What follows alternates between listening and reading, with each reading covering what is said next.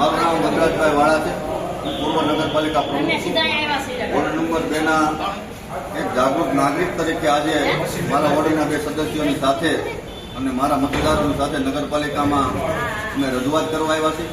અમારા ward number 2 ના પ્રમુખની નિમણૂક થઈ છે, છતાં અમારા 2 નંબર વોર્ડમાં સફાઈ, લાયક જેવા પ્રાથમિક પ્રશ્નોમાં ખૂબ હેરાનગતિ છે. સ્ટાફ દ્વારા કોઈ જાતનો અમને જવાબ દેવામાં આવતા નથી અને ઘણા સમયથી અમારો પ્રશ્ન હતો કે નવા બોડી બનશે એટલે અમને પાછો ફાયદો થશે, પણ એ માયનું ચોક્કસ કોઈ વસ્તુ થયું નથી.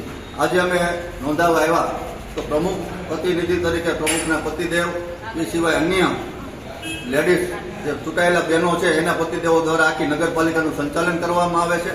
આ એક નિંદનીય બાબત છે.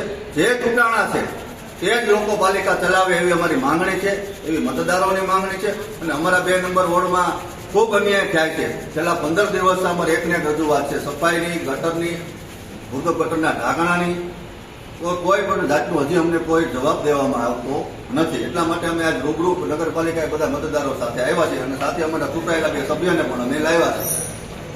એક મતદાર નાગરિક તરીકે બાબરા આવી રીતે અમારી આજે અન્યાય થશે એના માટેનો જવાબદાર કોણ? આ પાલિકામાં નથી કોઈ જાતની જવાબદારી કોઈ સ્ટાફ સંભાળતું, નથી ચીફ ઓફિસર સંભાળતું, નથી કોઈ પ્રમુખ પ્રતિનિધિ સંભાળતું. એના માટે અમે કહેવા આવ્યા.